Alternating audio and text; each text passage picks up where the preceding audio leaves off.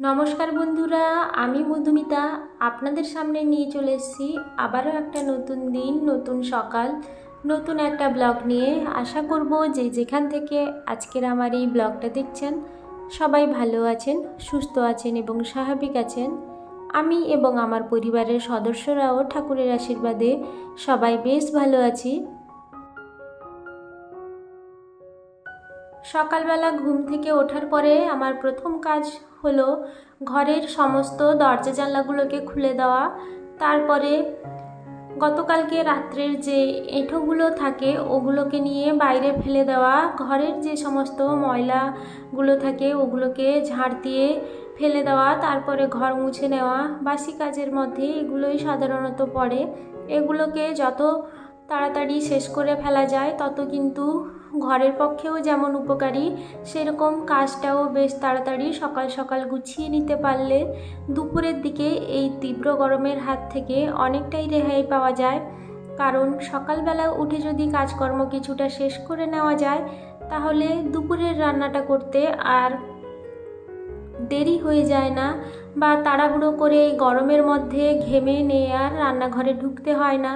সকাল সকাল যদি রান্নাটা শেষ করে নেওয়া যায় তাহলেও কিন্তু বেশ ভালো হয়। সকাল সকাল মানে ধরুন ওই 12টার মধ্যে যদি রান্নাটাও শেষ হয়ে যায় তাহলে বেশ ভালো হয়। কারণ তারপরে যে রোদটা থাকে অত তীব্র চড়া রোদ, সত্যি এই রোদের মধ্যে রান্নাঘরের মধ্যে দাঁড়িয়ে রান্না করাটা কিন্তু খুবই চাপের ব্যাপার। তার উপরে রান্নাঘরে তো আর ফ্যান লাগানো যায় না, আর যে রান্নাটা বসিয়ে দিয়ে এসে একটু ফ্যানের তলায় বসবো তারও কোনো উপায় নেই, কারণ রান্না করতে করতেই সমস্ত জোগাড় যন্ত্রটা করতে হয়।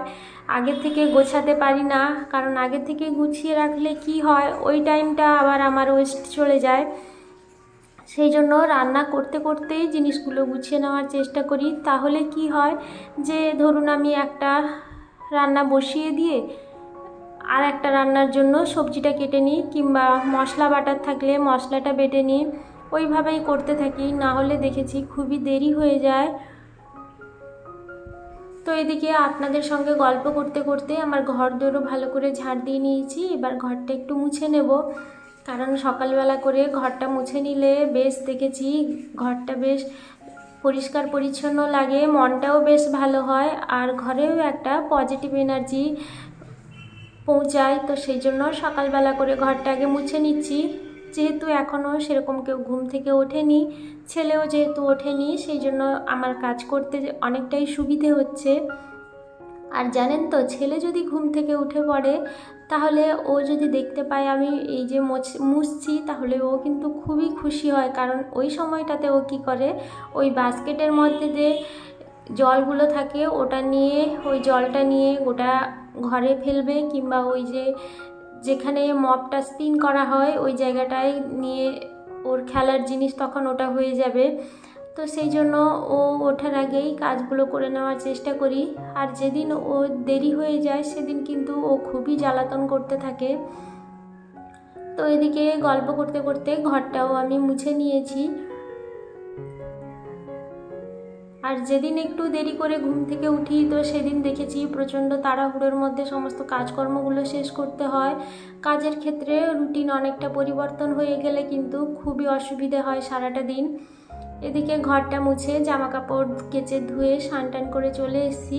ছেলে যেহেতু এই ঘরের মধ্যে ঘুমিয়েছিল সেই জন্য আর জানালাটা খুলেছিলাম না, ওই জন্য জানালাটা একটু খুলে দিয়েছি। আর এদিকে এই যে বিছানাটা এবার গুছিয়ে নেব। আর এখানে ছেলে ঘুমিয়ে থাকলে তো বিছানার অবস্থাটা পুরো শেষ করে দেয়। মানে রাত্রে তো ঘুমোতে দেরি করে, আর আমি ঘুমোতে আসার পরেও ও 0.5 ঘন্টা 45 মিনিট পরে ঘুমায়। আর সেইটুকু টাইম যে ও কি করে এই খাটের উপরে তার মানে বলে বোঝানোর কথা নয়। আর এই যে দেখুন ওর নাম নিতে নিতে ও এসে হাজির হয়ে গেছে। আমি সবসময় কি করি, যখনই বিছানাটা ঝাড়ি তখন দরজাটা বন্ধ করে দিই, কারণ ও এলেই আমাকে কিছুই করতে দেবে না, খাটের উপর উঠেই লাফানো শুরু করে দেবে। আর যেহেতু বাবা আজকে ঘরে নেই ওই জন্য ও তো আমার সারাক্ষণ আমার পিছন পিছন ঘুরে বেড়াচ্ছে। সেই জন্য একটু কষ্ট হচ্ছে কাজের ক্ষেত্রে, কষ্ট ঠিক নয় মানে দেরি হয়ে যাচ্ছে আর কি কাজটা, ও তো কাজকর্মগুলো ঠিকঠাক করে করতে দিচ্ছে না। ওই জন্য ওকে কয়েকটা খেলনা দিয়ে বসিয়ে দিয়ে এসেছি, সেই সুযোগে যে বিছানাটা একটু গুছিয়ে নিচ্ছি। কিন্তু তারও কোনো উপায় নেই, খেলনা নিয়ে তো উনি বাবু বেশিক্ষণ বসতে চান না। এই যে খেলনাগুলো নিয়ে সোজা খাটে চলে এসেছে, খাটে নিয়ে নাকি ও এবার খেলবে।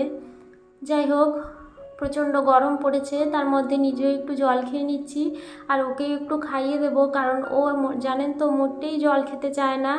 আর যখনই আমি খাই তখনই ওকে এক ঢোক করে খাইয়ে দেওয়ার চেষ্টা করি, কিন্তু সব সময় তো আর আমার মনেও থাকে না কাজের ক্ষেত্রে, আর ওর প্রতি একটু যত্নটাও কম নেওয়া হয়। আর যেদিন জলটাও একটু কম খায় সেদিন শরীরটাও ওর খুব খারাপ হয়ে যায়। আর ও যদি নিজের থেকে কোনো জলের বোতল দেখতে পায় তাহলে কিন্তু খাবে আর ফেলবেও, সেই জন্য ওর থেকে একটু আলাদা করে জলের বোতলগুলো রাখা হয়। বাচ্চাকে খাইয়ে দিয়েছি, তারপরে নিজেও খেয়ে এবার চলে এসেছি রান্নাঘরে। আজকে নিরামিষ রান্না হবে।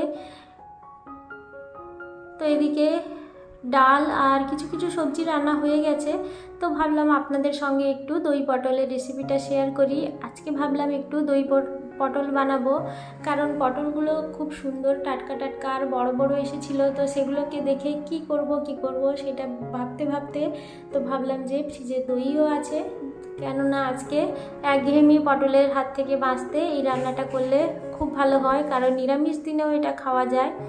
খুব বেশি উপকরণ কিন্তু লাগেই না। পটলটাকে কিন্তু আগে খুব ভালো করে একটু ভেজে নিতে হবে, আর এইভাবে শিরা একটু একটু রেখে পটলগুলোকে খোসাটা একেবারে ছাড়িয়ে দিতে হবে। তারপরে দুদিক থেকে একটু একটু করে কেটে নিতে হবে মাথার দিকটা, যাতে সমস্ত তেল মশলাগুলো ওর মধ্যে ঢুকে যায়। আর এদিকে পটলটা ভাজা তেলের মধ্যে আমি দিয়েছি গোটা জিরে আর একটু গোটা গরম মশলা, তার উপরে একটু আদা বাটা দিয়েছি। যেহেতু টক দই দেবো তো ওই জন্য এখানে আমি টমেটোটা আর ব্যবহার করব না। মশলাটা ভালো করে কষে এলে এবার আগে থেকে ভেজে রাখা পটলগুলোকে আমি ওর মধ্যে দিয়ে খানিকক্ষণ একটু কষিয়ে নেব। এদিকে টক দইটাও অনেকক্ষণ থেকে ফ্রিজ থেকে বের করে রেখেছি, কারণ সঙ্গে সঙ্গে তো যদি ফ্রিজ থেকে বের করে টক দই দেওয়া হয় তাহলে কিন্তু তরকারিটা দইয়ের মতো পুরো কেটে কেটে যায়, সেটা খেতে একেবারেই ভালো লাগে না। সেজন্য আগের থেকে বের করে রাখতে হয় নর্মাল টেম্পারেচার করে, তারপরে ওটা রান্নার মধ্যে দিতে হয়। তো সেই জন্য দইটা আগের থেকে বের করে রেখে বাটির মধ্যে ভালো করে ওটাকে ফেটিয়ে নিয়েছিলাম। এবার কষানো পটলের মধ্যে দইয়ের দিয়ে দিয়েছি, দইটা দিয়ে একটু ভালো করে আবার একটু কষিয়ে নেব। এরপরে সামান্য একটু জল অ্যাড করেছি, ওই দইটা যে ফেটিয়েছিলাম ওই বাটিটা ধুয়ে এক বাটি জল দিয়েছি, যাতে একটু পটলটা আরেকটু ভালো করে সেদ্ধ হয়ে যায় আর একটু গ্রেভি গ্রেভি হয় ব্যাপারটা। তো এদিকে দেখুন এই যে দই পটলটা রেডি হয়ে গেছে, এবার এটাকে নামিয়ে নেব। গরম ভাতের সঙ্গে কিন্তু এই রেসিপিটা ভীষণই ভালো লাগে খেতে, আর রুটি পরোটা যে কোনো জিনিসের সাথেও খাওয়া যায়। আপনারা অবশ্যই এটাকে বাড়িতে একবার বানিয়ে দেখবেন, আর কেমন লাগলো অবশ্যই আমাকে কমেন্ট করে জানাবেন। আর অবশ্যই আপনারা কিভাবে বানান সেটাও আমাকে কমেন্টের মাধ্যমে জানাবেন।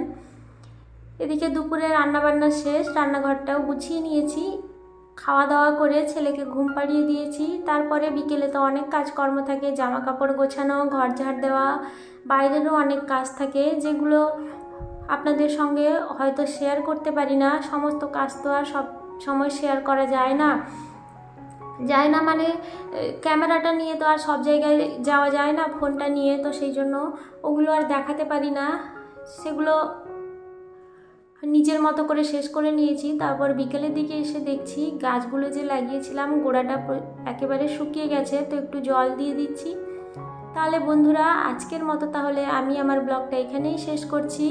আর যারা যারা এখনও পর্যন্ত আমার চ্যানেলটিকে সাবস্ক্রাইব করেননি তাদের প্রত্যেককে আমি জানাবো প্লিজ আমার চ্যানেলটিকে সাবস্ক্রাইব করে আমার পাশে থেকে যাবেন। আর যারা যারা আমার চ্যানেলটিকে অলরেডি সাবস্ক্রাইব করে আমার পাশে থেকে গেছেন তাদের প্রত্যেককেই আমি জানাবো অসংখ্য ধন্যবাদ। সবাই ভালো থাকবেন, সুস্থ থাকবেন, সাবধানে থাকবেন। দেখা হবে আপনাদের সঙ্গে আবারও একটা নতুন ব্লগ নিয়ে। ততক্ষণে সবাইকে জানাবো ধন্যবাদ।